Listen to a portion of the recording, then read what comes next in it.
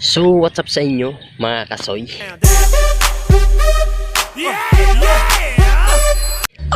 so, today mga kasoy, ito na yung araw na hahanapin natin si tatay na nagtitinda ng ice cream. Kung napanood yung video na yan. So, sa mga hindi pa nakakapanood, panoorin nyo na. Ayan. So, mga kasoy, matagal-tagal tayo hindi nakakapag-video. Dahil medyo busy. Ayan, at saka tinirang kaso tayo.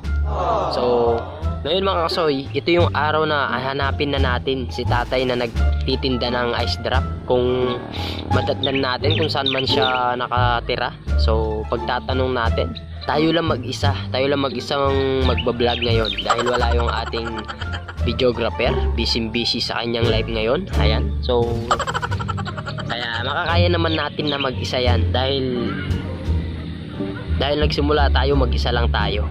Ayan. So, mga kasoy, kaya ano pang ginagawa natin? Puntahan na natin si tatay. Kaya, let's go! Oh, soy ko.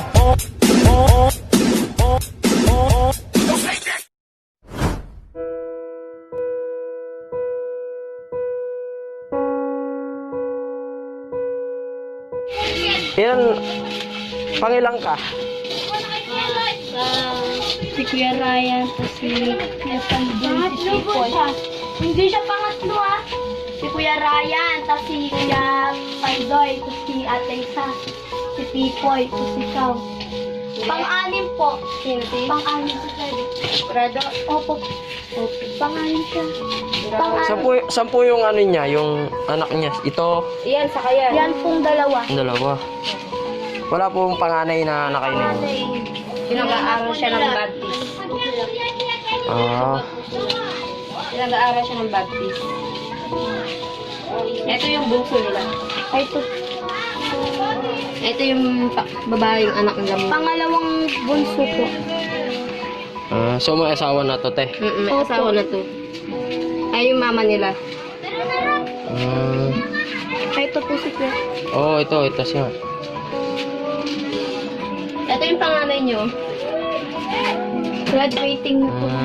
High school. Mag-gokon pa lang siya. Sa itong bahay ni tatay. Oo, ito. Ayan. Yung sa likod. Pwede ako pumasok?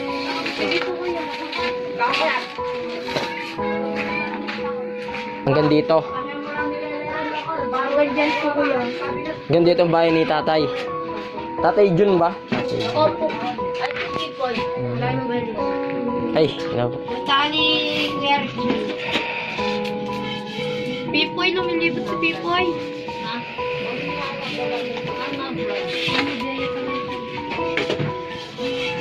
Pangilang ka? Anak. Anim. Ilang ba kayo? 8. 8 kuya. 8. 10.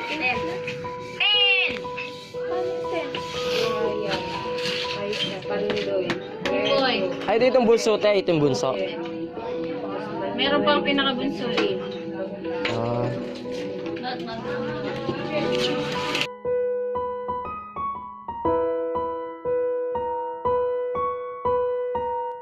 Ano niyo po si tatay ano? Manugam. Manugan. Hindi ko rin sila masyado matulungan kasi nagpa-5-6 lang ako yan. Opo. Nangungutang lang ako kayo para mabuhay ako. Wala na rin ako asawang tumutulong ko. Pati ako magpa-5-6 hindi kayo mabubuhay. Opo. Titinda. Yung tinda-tinda. Pag ubos na yung tinda. Hindi pabayad yung 5-6. Utang na naman sa iba. Para masuportahan lang yung inutang mo doon sa kabila. Ay, Diyos ka. Umiikot lang po yun, te. Umiikot lang po. Nakikipagtinda ka lang kamo kung magaling tubo, yun lang kulang pa. Parang nakikipagtinda ka na sa mga Bombay. Nagbubumbay ako eh. Ala, talagang gano'n. Gusto mo mababa yung buhay. Wala ko lang kung mag-upload na sana ako sa'yo. Siyempre, Hindi po. bumibili kang gamot, bumibili Tutusin po, ako rin po, sakto lang po kami, buhay din namin eh. Kaso, Pero malaking biyaya yung mga ganyan. opo. Ayun nga sa anong panahon na paano na yung matandang tumatulong kayo. Okay naman po. Pag minsan po may dumarating konting blessing din po sa akin, binabalikan ko kahit bigas-bigas lang po. Para baka Ano po, religion ninyo? Katoliko po. Katolik ko rin. Oo, Katoliko po. Sa TV na papapanood ko. Pero kung minsan kasi, mahina rin ang kalakal. Kung minsan wala na ka rin. Okay. Sa dami ng mga nangangalakal. Ang dami po ako nakikita na nabidyoan na po na halos nangangalakan. Kamalak po rin dito, nangangalakal. Ay, mga anak kong balas Sa nangangalakal. irrigation po doon. Yung mga nangangalakal sa irrigation, anak ko yung isa doon mga yun. Saka yung mga kaibigan nila. Opo. Ay, salamat sa blessing. Malaking tulong na sa kanya. Sabihan ko na lang po yung magbibigay kung ano po, kung hindi namin siya madatnan. Total, alam ko na po yung bahay niya. Para ano, Itong kasi bahay niya, kung di lang tinutulong-tulungan, inaano ng mga bayaw niya, hindi mo ganito yung bahay na nawawasak na rin din sa mga bahay-bahay niya nakatabi-tabi. Anuin ko yung nanay, sabi ko, kitang bigyan pera, papalitan na yung harap ni Kuya. manugang niya po si Manugang tatay. namin, manugang ko siya. Yung babae ka na. Kaya ganun, yan. Maayos ayos ko. Dito naman, kaya maayos sa kabila yan. Pati naman sa kabila. Dinikit na dyan para, parang ano na rin. Ang dami rin po pala nakatira dito. Oh, marami yung mga anak niya. Isang compound lang. Sa compound. Dito rin marami. Ngayon lang po ako nakapasok dito eh. Nakita namin si tatay na nagpapahinga. Ganun po talaga magsalita si tatay. Oo. May ano Oo. iyayin yun eh, mayayin. Inisip na lang namin te ano eh. Nakikiyalo-biro sa mga tao. Kasi ang trabaho lang dito sa bahay, tapos maglalako, maghanap pagdating niya, dito lang siya. Hindi siya dito sa labas-labas ng ipagkwento. Oh. Dito lang siya. Diyan lang upo kayo sa lalabas. Ilan taon na po si tatay? Bag 60 na yata. 60 po. Ewan ko 60 ba? Kasi nung naano po siya, nakalimutan kong sabihin yung ano niya, edad. Eh naano ko lang po kung ilan yung kung may pamilya siya, Kasi yan, anak siya. yan kasi yan, maliit pa lang daw yan, kulila na sa mga magulang. Tapos, maliit pa lang siya, naglalako-lako na daw. Nagapagkasinan siya. Pangasinan. Naglalako-lako ng ganyan, siya ang bumuhay sa mga kapatid niyang naiwan. Hanggang nakapunta siya ng Angeles, ng tinda-tinda, ano-ano, kalakiralan nga niya yan. Masipag po si tatay. Yung anak ko. Kaya ano, Tutusin po sa ganung edad, dapat nagpapahinga na lang po siya. sana, Senior na po siya eh. kaso alam mo, ano, ako rin 68 na. 68 nga po. May alaga ako 4 na bata. Mga apo ko. Ano po. Mga anak ko yung mga nandiyan. Yan, nagtitinda-tinda ako, 5-6 nga.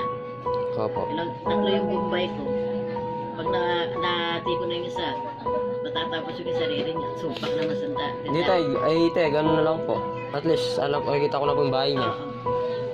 Next na balik ko, Ang bahay na ngayon, dati hindi. Nung natatna mo pa, hindi pa ganito ito. Hindi pa po. Eh, konti-konti mga kapatid niya, tinutulungan sa paggawa kasi lumalaki na yung mga bata. Kawawa sila. Pero yan, ganyan pa rin, no? Nagpagulo. Nasa simbahan pa, mama nila, kaya ganyan.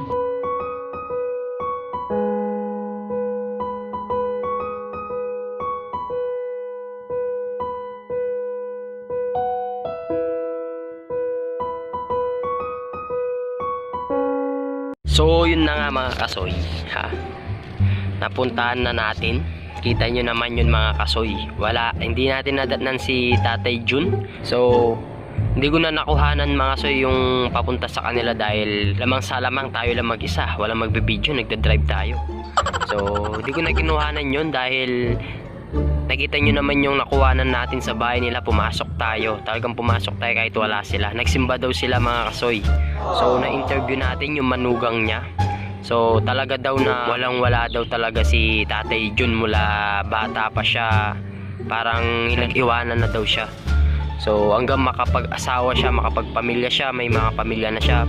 Kita nyo naman yung mga anak niya. Yung isa nagsasaing, yung isa nagkikis-kis ng kawali yata yon. So kita nyo na pinasukan natin yung bahay nila mga kasoy. Talagang sa tuwing daw umuulan, tumutulo-tulo doon. Ayan. So swerte ka Tatay Jun dahil may nakapanood.